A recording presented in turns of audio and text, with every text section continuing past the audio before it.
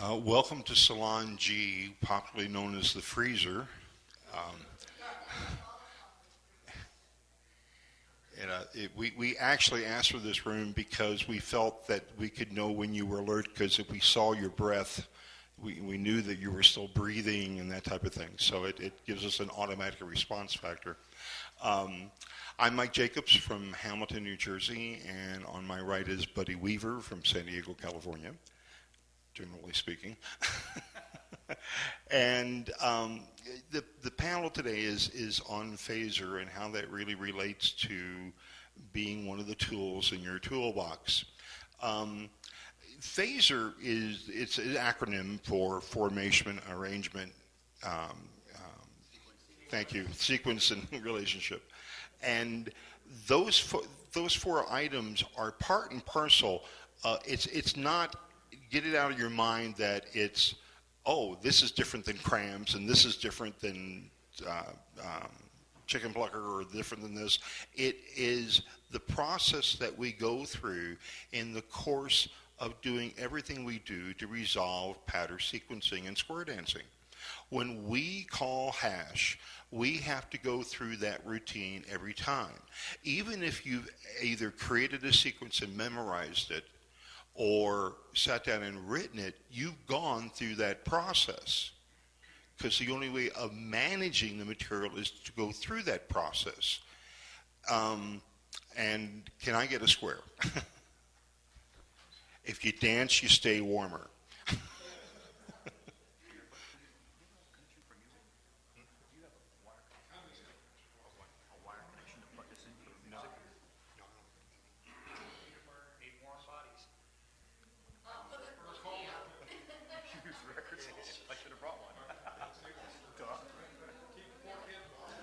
Okay.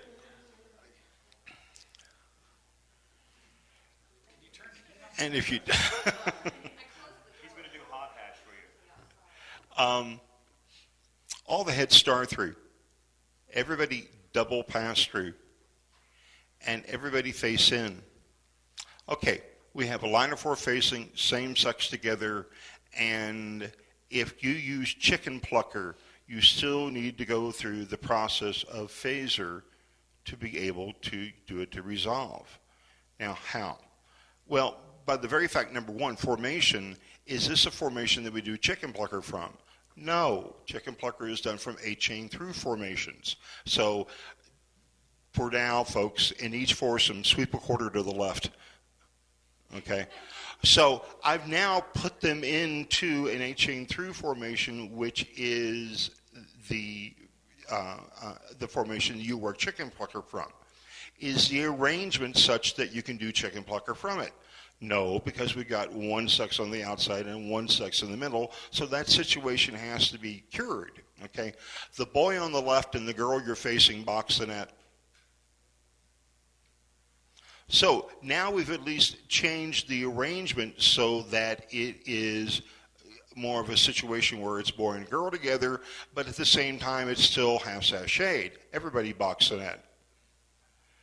So now it's no longer half sashayed. We're now in an 8-chain through formation. We can approach the next letter, which is sequence and relationship.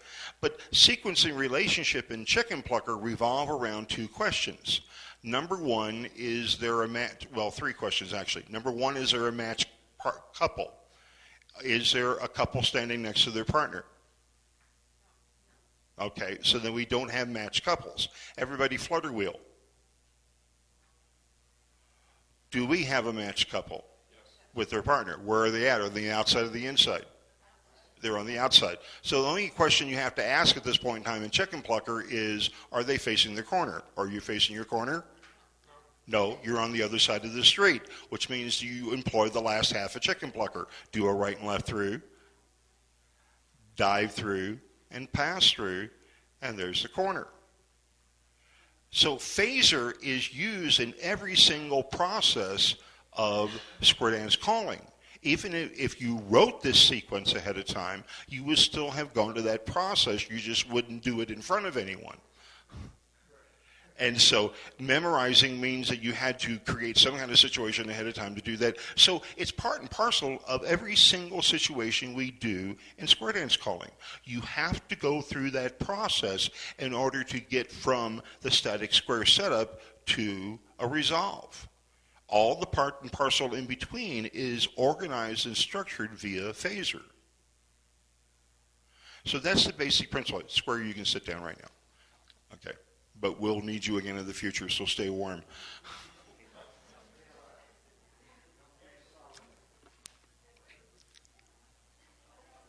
What Buddy and I talked about ahead of time is that Buddy is now going to go through the working of phaser and how that gets into practicalities. And then I have a different view of phaser that we'll deal with after Buddy gets done. So, Mr. Buddy Weaver.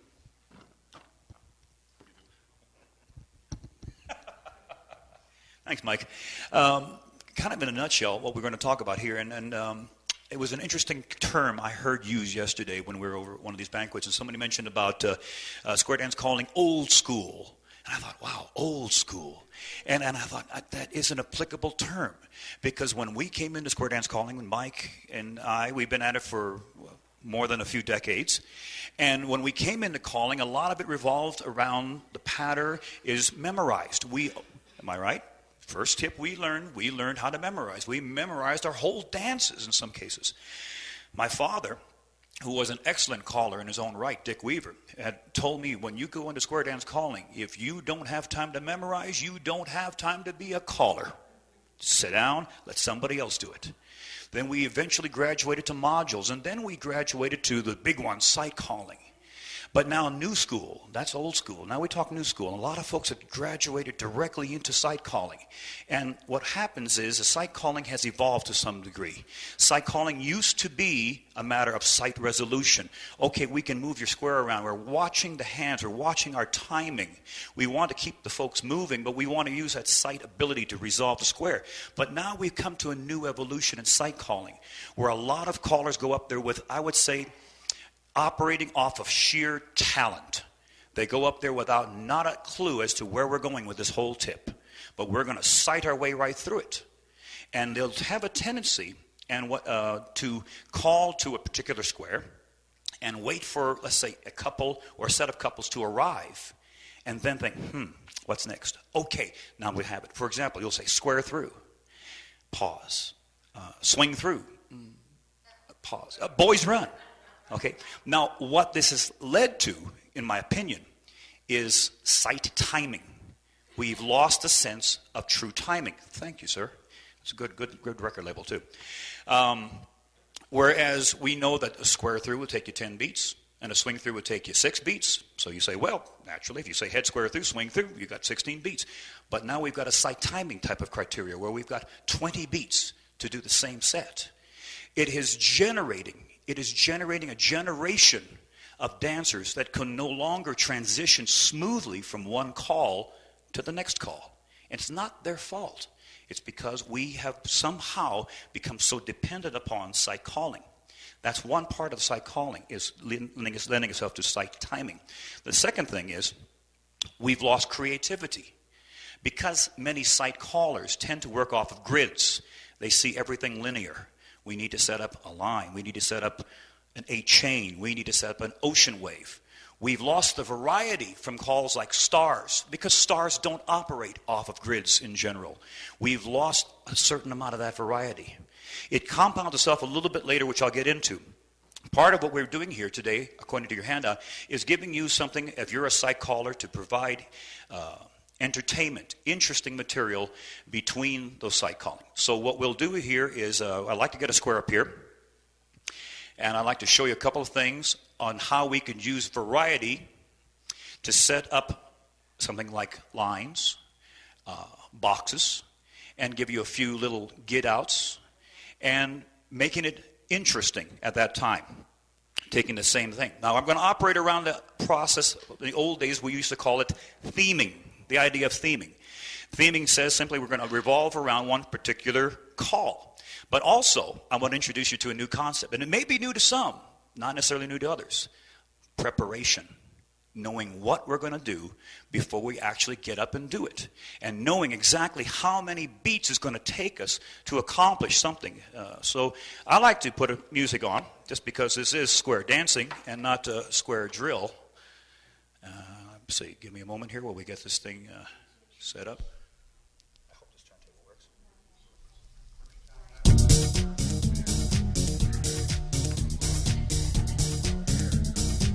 Face partner, do-si-do your partner. Boys, star left. Arm around partner, star promenade with your partner. Heads wheel around, go right to left through with the pair you found. Pass through and bend the line. We have now set up a 1P, 2P line. Got lines, go forward and back. Here's your get out. Pass through with the wheel and deal. Center 4, make a right hand star, turn it. Find your corner. Element left with the corner. Come back to your partner, thank you, Vernon. Promenade back home. Get into a box. Heads, make a left-hand star, star left. Go find your corner. Do-si-do. There's your box. Star through. Get lines forward and back. Give you a little get out now. Star through. All pass through. Trade by. Go right and left through. Veer left. You do a Ferris wheel. Now the 4 in the middle will box the net. Make a right hand star in the middle. Turn and find a corner. Here she is. Left down the man. Come back to your partner. Should be. Got it. Same idea of using stars. We gave you to get in to a box. Get into a line. Got out of both. Let's make it interesting. Heads, star through. Same one, California twirl. Make a right-hand star with a couple you found. Stop there. Turn around. Make a left-hand star, star left. Head girls lead, flutter wheel. Head girls across. Get a boy. Bring her right back. Same 2, pass through, swing through with the outside pair. Boy run. Bend the line. Go right and left through. And we're back to a line of 4. Nothing to it, right? Pass through with the wheel and deal. Center 4, step 2 a wave. Recycle in the middle. Same 2, pass through, make a right-hand star with the outside pair. Same boy come in with a reverse flutter. Star, get a left hand across, get your partner, bring her back. Same 2, pass through, go right to left through with the outside pair. Veer left, bend the line. Give the square a nice hand. That's all it is to it. Go ahead and take a seat. Oh, hang on. I'm sorry. I told you the wrong thing. Come back, make a square. Come back to your square again. I wanted to show you one more thing before we let this thing go. Everything was rehearsed in my mind. I knew exactly where I was taking the dancers. I knew exactly how many beats it's going to take them to get there. I'm sighting them by watching them to make sure that they're staying with the beat. My concern is not saying, where is dancer number 1 and dancer number 3 at this particular stage of the game? That's not important right now. I want to make sure that they know, I know where we're going. Because if they at any time sense I'm unsure of myself, their confidence level goes right down. And as soon as that happens, it doesn't make a difference how brilliant your choreography is. The delivery will be lost, okay? Now, so likewise, let me show you the antithesis of, let's say, preparation. If I were sight timing my way through something like this, okay? Heads, make a left-hand star, go. Find a corner, do-si-do. Star through. Pass the ocean. Girl straight. Recycle. Dive through. Zoom. Centers box and at. Make a right-hand star. Here's your corner. Allemande left. Square sets. Sides move in. Make a left-hand star. Find your corner. Do-si-do. Not so smooth, is it? Make a right-hand star. Heads reverse flutter.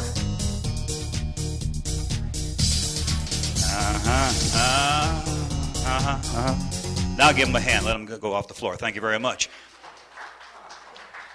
A bad effect when you do it just that way. So preparation. It's interesting. I've heard another thing about old school, new school, and the terminology that came along here recently. I'm sorry, did you want to interject? Just the one thing. Did you notice that how it didn't look that bad on the floor, but how much were they covering? Ted was stalled, hovering like around O'Hare Airport, because he knew that he was going to try to go over the corner, and he was trying to keep it. He was covering up the problem. There were sometimes Vernon had to speed up and really move around to get into the spot in time to be able to be there for the next call. He covered for him. It was actually, that sequence was a lot worse than what it looked like, because like so many other times, dancers cover for our mistakes. I mean, walk and dodge, partner trade stinks as far as flow goes. But dancers have learned to rock recover to cover for our bad flow problems. They have learned lots of different ways of approaching things, just simply to smooth it out for themselves, because we certainly haven't solved the problem from them, so they solve it. Why, they're bored with do-si-do, they solve the problem by creating 10 other ways to do-si-do. The reason that we see the problem is because of our overuse of the call. So many times our mistakes are covered up by the dancers, and they get really creative in their problem solving. Thank you very much. And talk about problem solving, I want to expand on that just a bit, because that is like a symptom of what I see when we're out there sight calling. If you are sight calling without the idea of where you're going, when you walk up there and say, I'm just going to nail it, I am so talented I can do this, you are puzzle solving. You're puzzle solving your own puzzle. And you're so focused on your own puzzle solving that you are sometimes oblivious to the puzzle solving that the dancers have to go through. We lose empathy when we're so wrapped up in what we're trying to work out. We're working out a mathematical problem in our head as how I can bring these people right back to home and I look good. And there also is a separate measure, shall we say, what I would consider a false measure of success, is that we measure our success sometimes in, I got them back to home. I resolved the square. I got everybody back in sequence. My formations were true. I didn't deviate from the definition at all. Everything worked out sequence-wise, and it resolved. I'm perfect. But the dancers are out there saying, I've got a headache. That was the worst hip I've ever danced. There is a puzzle-solving problem there. I wonder if I could get two couples for a little demonstration of something here. You can both be head couples or both be side couples. I don't really care.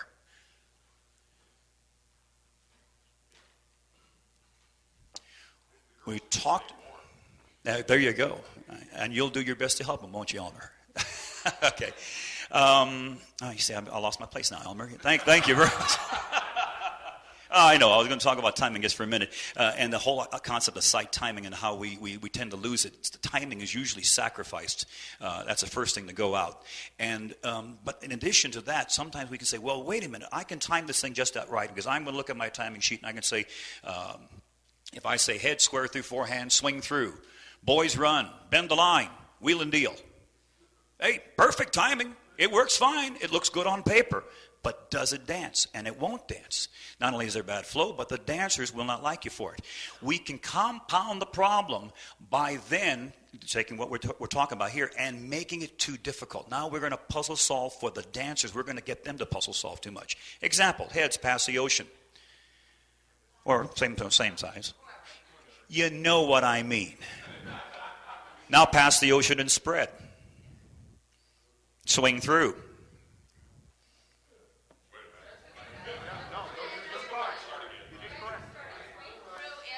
Single hinge. Boys box circulate two places. Everybody do a partner trade. And roll. And do the last half of a courtesy turn. And a U-turn back. Now, wasn't that beautiful? That was successful. I got them right back to home, didn't I? Thank you, friends. Let's give this square a hand just for their patience in that whole little exercise.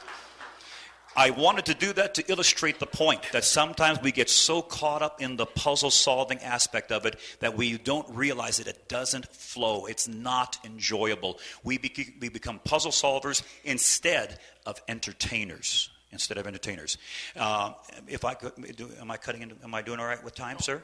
Okay, I'm going to do one last thing then, and we'll move on. Could I get a square up here just one more time? Now, showing you a whole square this time, a whole square. No, I'm going to give you good stuff this time. I'm going to give you the stuff. Vernon says, bring it on. I started by saying that we need to take the difficult and make it easy. Take the difficult and make it easy. We want to watch our timing. We want to allow the dancers to move smoothly from one thing to another. So for you folks who are sight calling, we know that we now have established that you have to do some preparation at home, don't you? Now we can also establish that dancers have a comfort zone that they dance within. Would you all agree? There's a comfort zone, and once we step too far out of that comfort zone, especially if we step out of it for too long, the dancers will lose their confidence in us and the square will break down. So how can we take the comfort zone and expand on it? Let's have the heads lead right in circle to a line. If we were working something, you know what, I'm going to have you from here just bend the line just in the interest of space, because otherwise you'll be running in the chairs. Touch a quarter. Coordinate. We're doing a plus dance now. Everybody's familiar with coordinate. Very smooth, very nice. Everybody's familiar with it. They almost dance it by rote. Many do. Bend the line. Pass through. Do a U-turn back. Left touch a quarter. Coordinate. Once and a half. Same-sex trade. Boys move on. You might stop and say, see, you can do it by rote. It expanded on the coordinate. It took them a little bit outside of their comfort zone, but not so far that it shook their confidence too much. Boy fold. Star through. We have lines. Touch a quarter. Coordinate. But girls don't trade. Instead, girls sashay, nose to nose. All find a wave when the boys finish it. Swing through. Boy run. Bend the line. We took them out of the comfort zone. We brought them right back into it. We took something as simple as coordinate, and we expanded on it. We give your dancers some little bit more meat to move forward with it, but get them back to a comfort area. Thank you very much. Sit down. So, in closing, for what I have to say, Mike is saying, thank God. Preparation is what's going to separate you from the mediocre. Building your self-confidence up by knowing what you're going to do before you get up there builds the dancer's confidence up. When they're confident, you're confident. I like to tell the folks, I live vicariously through them. If they're having a terrible time, I'm having a worse time. If they're having a great time, I'm having a great time. So that's how it should work. That's our relationship we have with the dancers. Preparation will make you a better caller. It will make dancers better dancers. And just think about the kind of future generations of dancers that we're building. Thank you very much.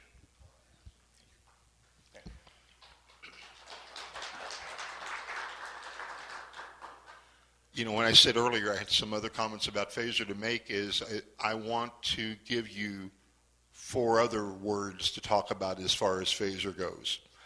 And this is, by the way, this is nothing new from the Caller Coach Committee. We're not changing any of the teaching manuals. This is just a modification to phaser that you need to approach to do a lot of what Buddy said. The first the change is the first letter is fluidity. You notice what Buddy did. Buddy put stars into the same pattern of all the other great movement calls of square through and swing through. But square through and swing through has always had very specific destinations and roles in our mind. Stars are this nebulous thing. Buddy turned them into a precision tool. And so, but at the same time, because of their very nature, they're fluid. The first time you teach square through out on the floor, it's a series of jerky pull-bys and quarter ends. It looks like a squared through because we pull by and we quarter in and we pull by and we quarter in, and it takes, and then after a while, after the dancers achieve some confidence in the call, it starts to lose all those edges and become a fairly fluid action that has a very specific destination. So it becomes an extremely useful tool. It's why we use it all the time. Buddy turned stars into the same type of tool. And so at the same time, he picked up a certain amount of fluidity that returned the dance back to our checker mentalities. It's no longer just moving somebody over here to make sure they're in the right place, but now it also danced there. Second letter, A, is accessible. I originally thought available, and then I realized available is really the bad kind of square dance calling. It's the bad kind of square dance calling that we do is this call available from this position, and then I'll use it because it's available. But was it really accessible? Was it really part of the flow from the previous call? Was it really something that the dancer could do well next? You saw the consternation out of the floor when he did the swing through from the left-handed wave. And so the question became was that really accessible for the dancers out on the floor? Yes, you are politically correct in doing something from the spot and morally corrupt because it didn't really dance. Third letter, stability. One thing that we tend not to do is stabilize the squares so that through difficult periods and calls, they have ways of catching up. Now, there's the one we always overuse, up to the middle and back. But to me, one of the greatest ones we hardly ever think about using is center's trade. Now, for a long period of time, it's that center's trade that works against us in the course of using a module. It works against us in the course of finding relationship and sequence and so forth. But center's trade is a great way to stabilize the setup. If you have if you've had girls in the middle facing and boys on the outside facing their backs, and the girls in the middle square through three, they do a star through with the boys. Yes, you might get two face lines, and yes, you might get something else that looks really different. But we know in our heart of hearts that lots of dancers didn't grab and make that center of the two face line. And therefore, this part of the line's bent a little bit this way. Somebody's looking in the other way. Many of them are not facing the walls, so they're not squared off well.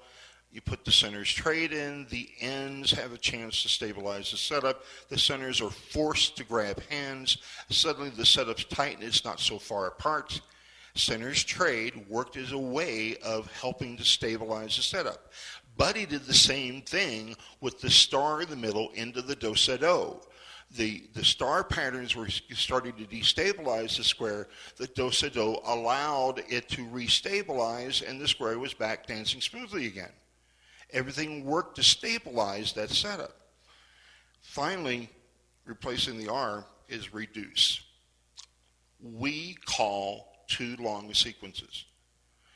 And particularly as the days of sight calling became, well, let's wander around until lots of sets have broken up, and then we'll try to find our corner.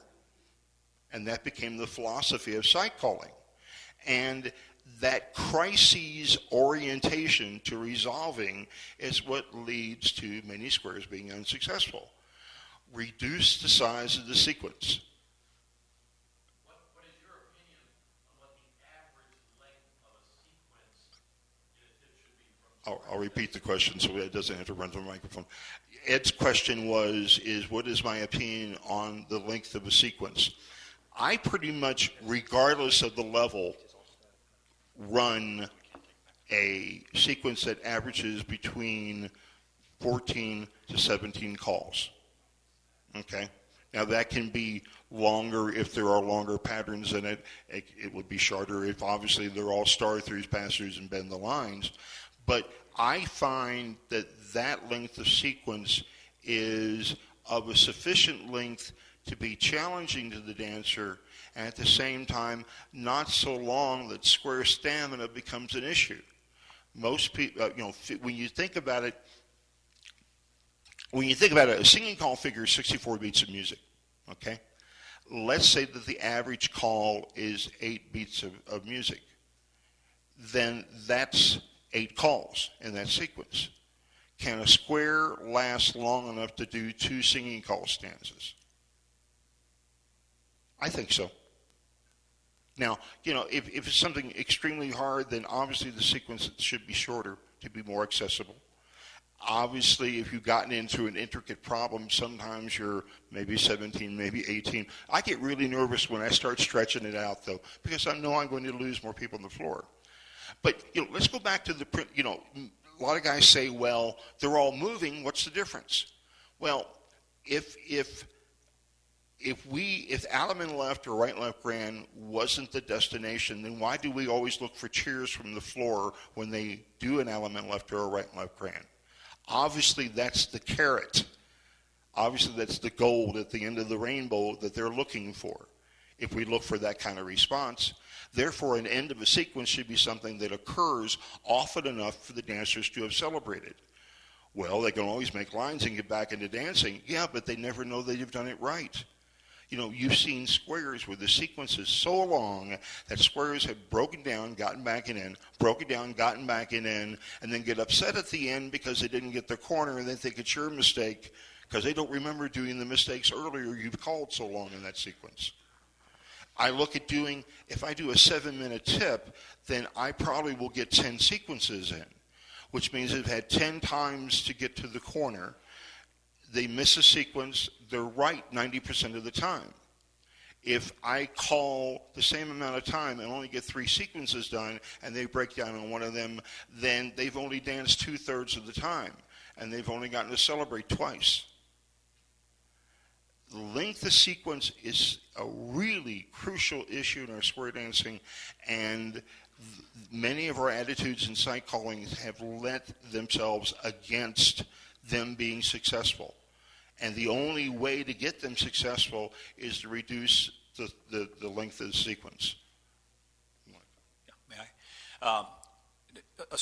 Working along the same lines, if you're calling, and in my opinion, if you've lost most of your floor, your sequence is already too long. That's the best gauge. But when I'm going up there to call, I have 2 things in mind, and it's not usually in the back of my mind is a sequence length, but I have 2 objectives. One, I'm going to hit one of 2 objectives. Number 1, I'm either trying to build confidence for the dancers, or I'm going to attempt to push the envelope with them. I want to challenge their way of thinking. I want them to expand their thinking. Now, if I've expanded their thinking on a particular sequence, and I can see that they're a little shaky, and you can see that you can read their faces. If you're not watching their position on the floor to try to sight call your way out of it, you can look at faces and you can read them very well. Then I might turn around and expand the next sequence a bit by giving them more self-confidence building calls, wind in your face calls. If we're doing a plus dance, I might throw a load the boat and a relay the deucey and things where they can feel, I know this call. Let them get their self-confidence back up and then push the envelope a little bit. Then back off and call it quits. And also in response to the same question, if you're working a tip and nothing's going right, the sequence is already too long. Quit, get out, do your singing call, or call a break, or have the announcements from the club president, or whatever it is. Save face, maybe do a nice little grand square, 100% success. Thank you all, and good night. Thank you.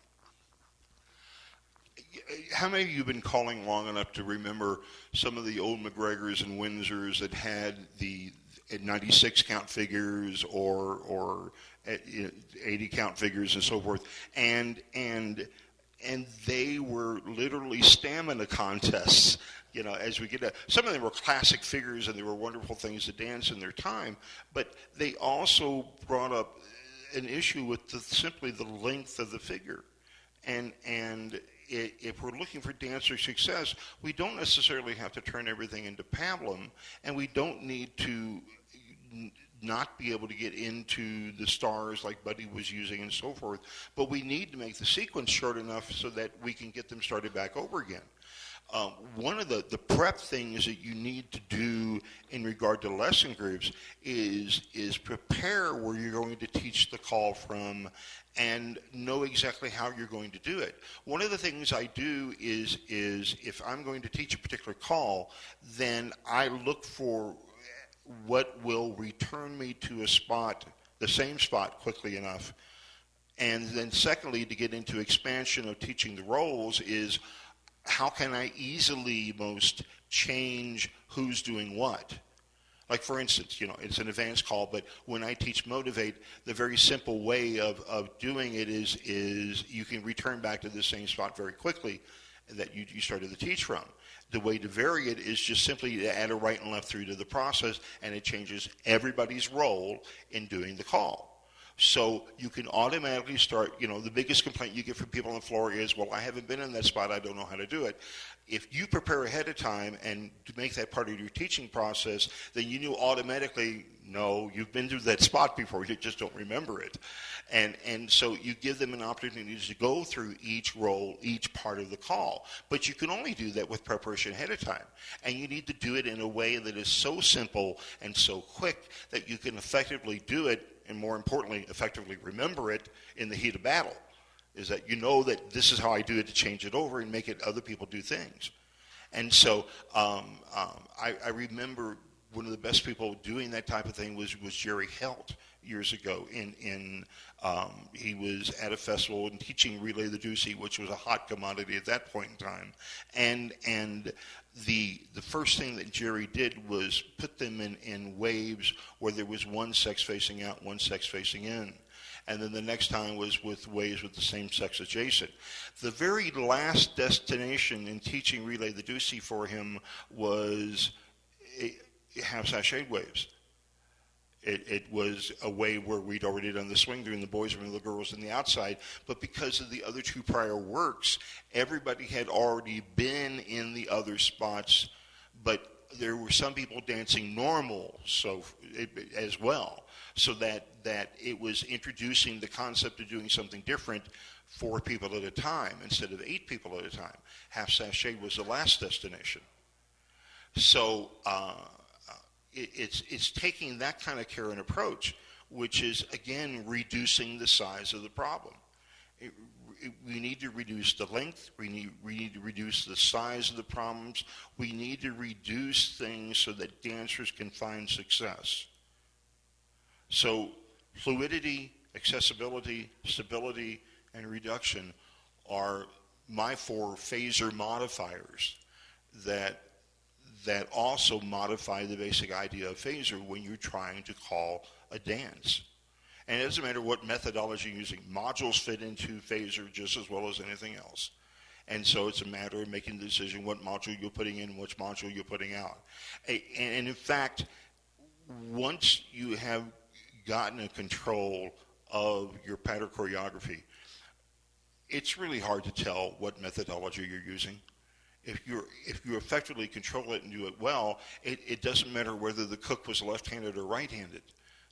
You got from the start and went to the end without any kind of problem in between. We've succeeded, and it doesn't matter what particular tool you used. So there is no superior tool out there. It's whatever tool is easiest for you to control and operate. So you kind of like to open up to the floor for questions or comments or approaches you all may use. Everyone leaping into action. If you do move your arms, though, you will find you'll get warmer. And, and so...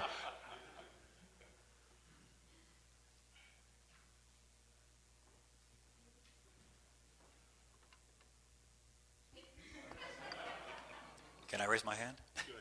I like what exactly what Mike says about fluidity and motion. And it is something that we need in square dancing.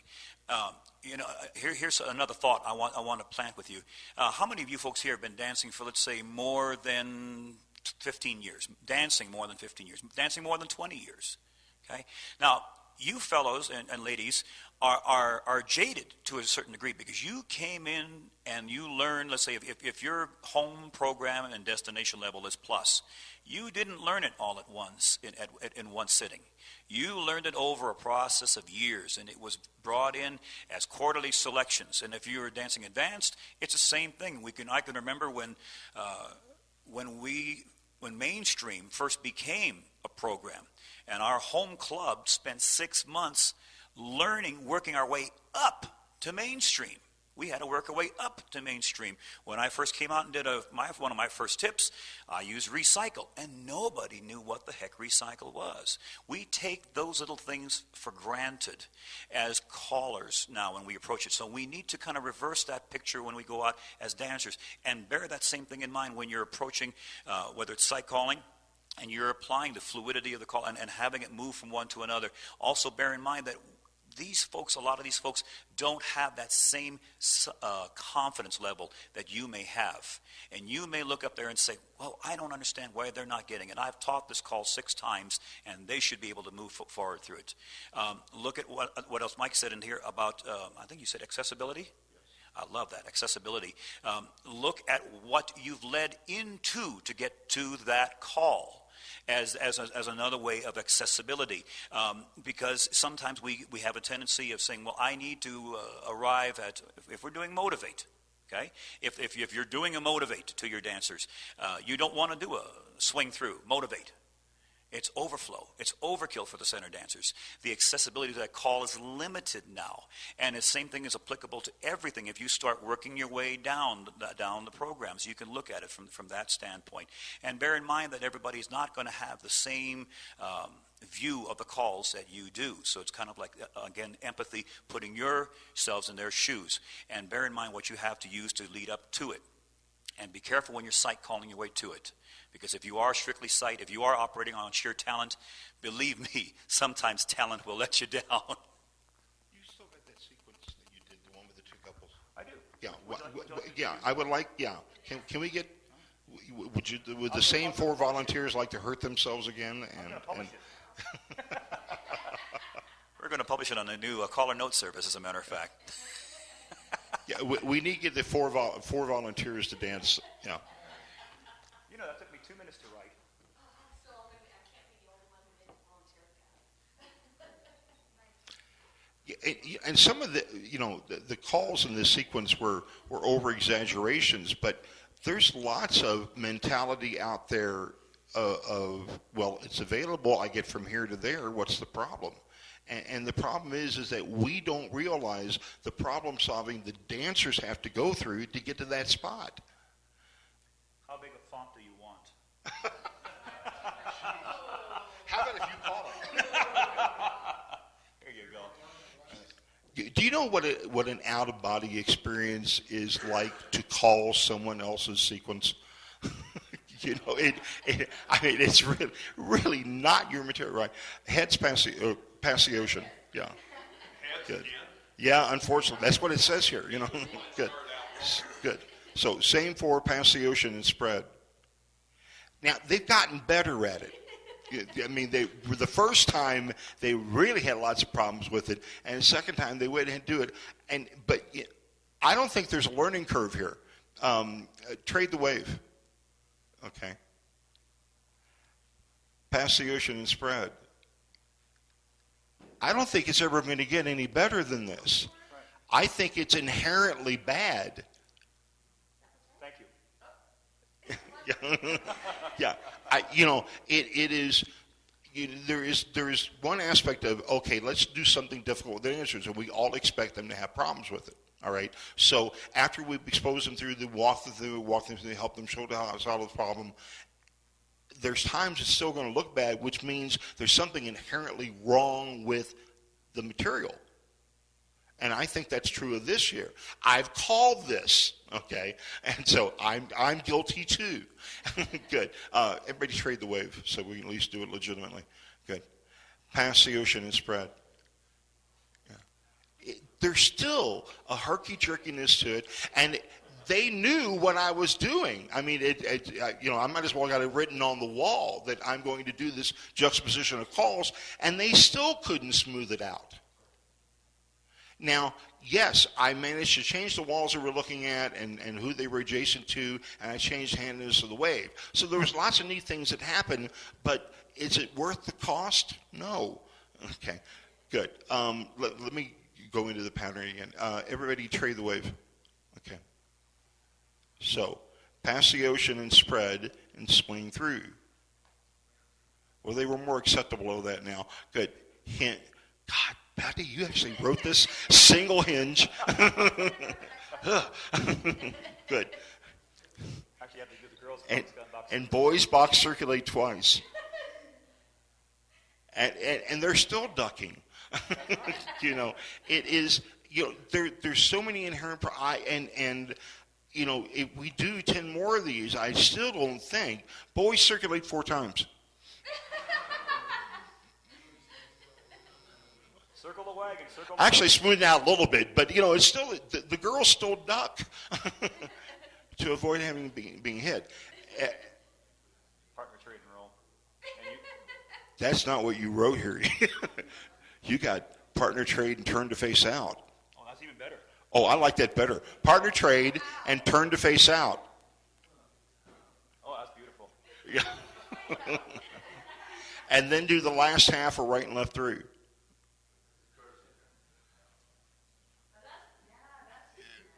Yeah.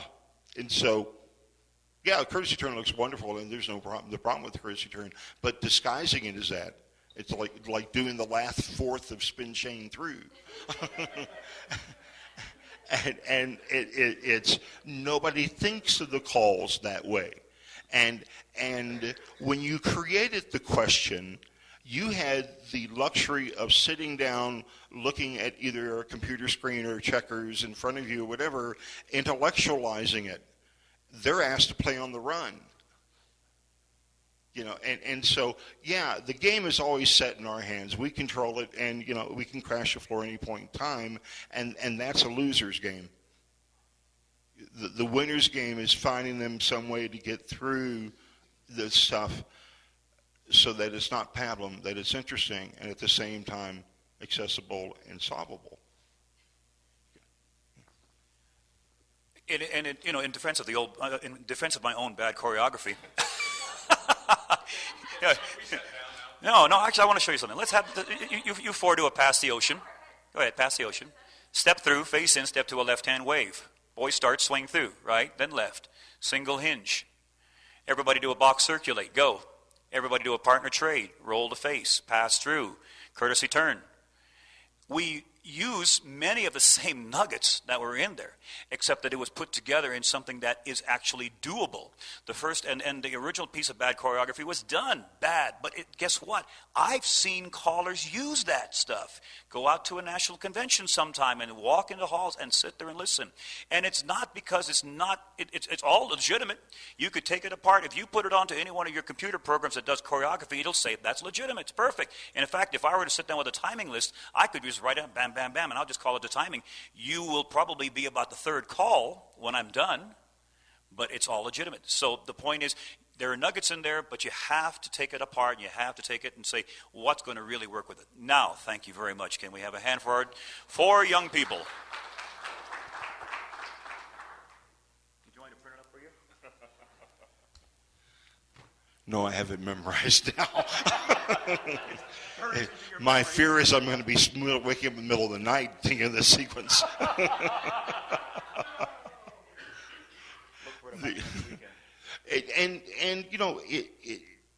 It's not even just some of those.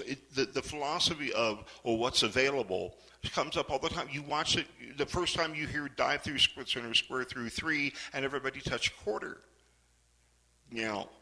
It's the wrong-handedness that's come up there.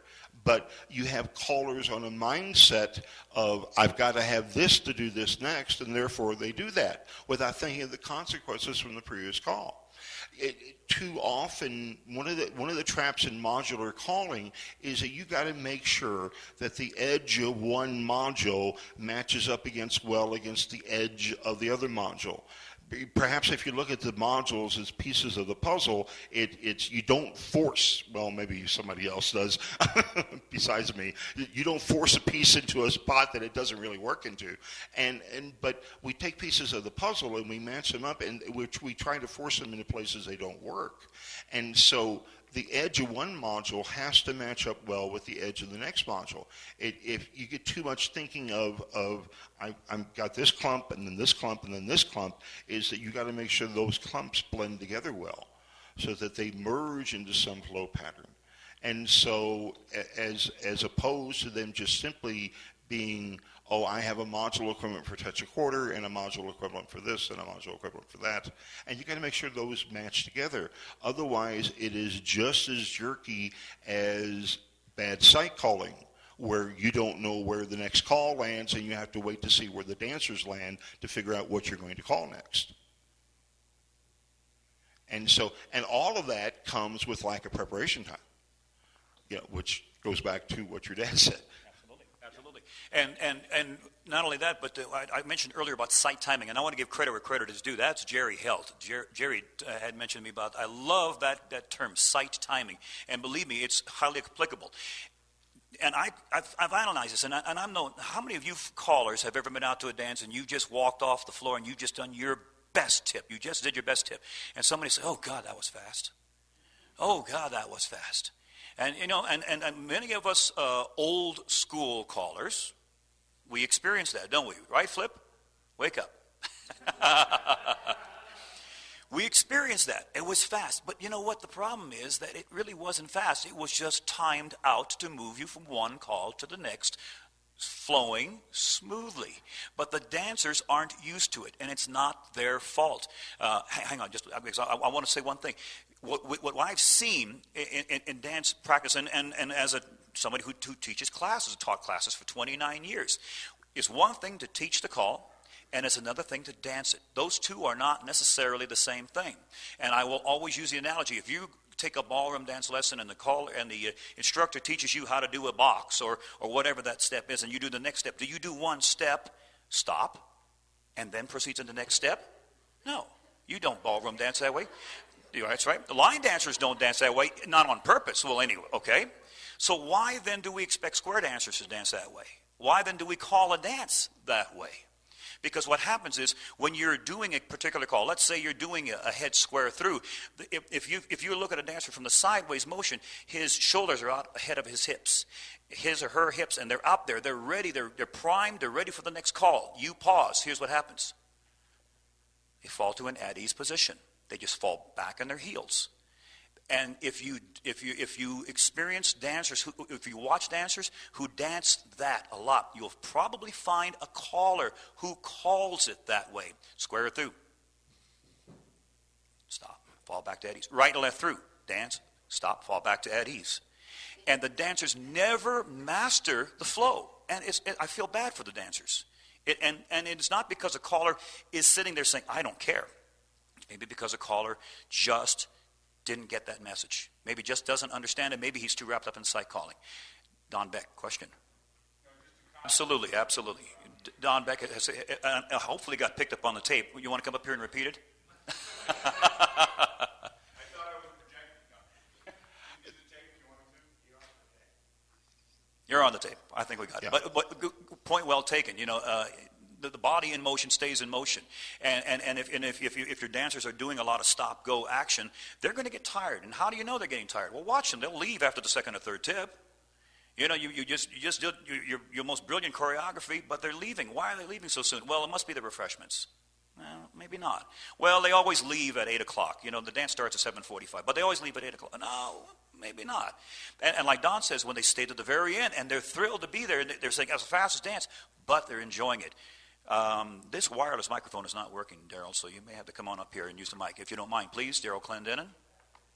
While Daryl's coming up really quick, one of the things, though, if we have a lot of people that are calling calls just because they're available from that spot, then there's no expectation of flow of one into the other.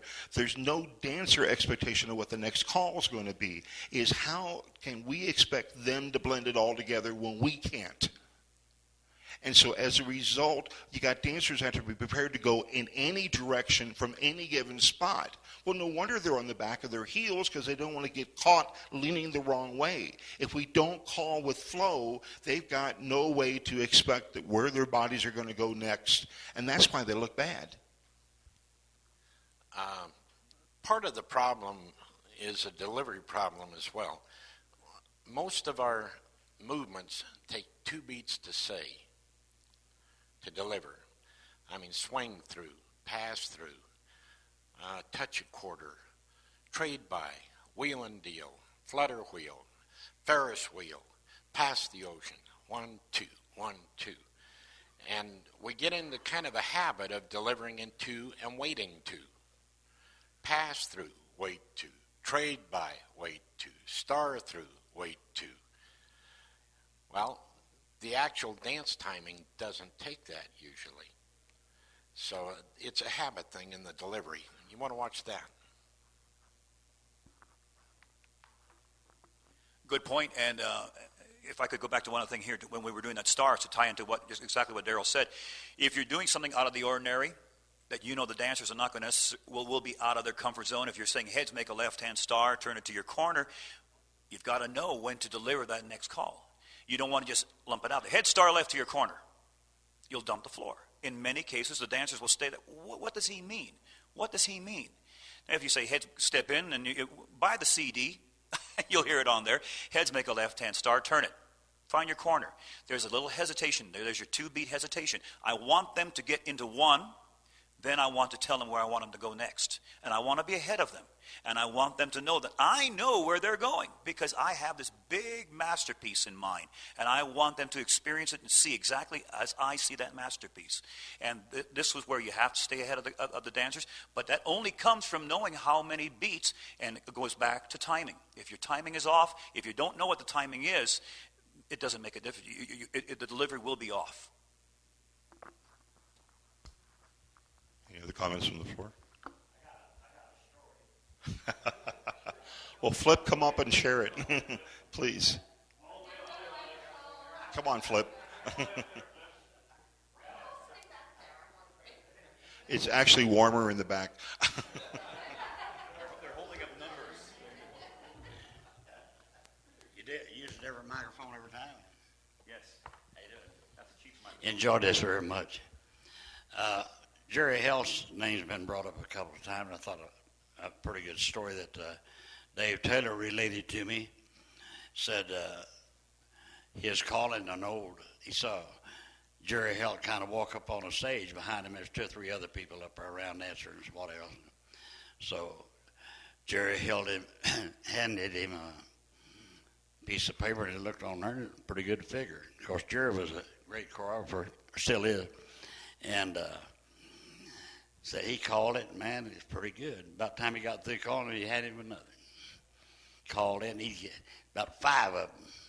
He had them off the ceiling, and to resolve the square wasn't unmentionable, but he got about halfway through it, cross something your partner, you know. Anyway, it was a bad resolve. Knowing Jerry, I know it would be.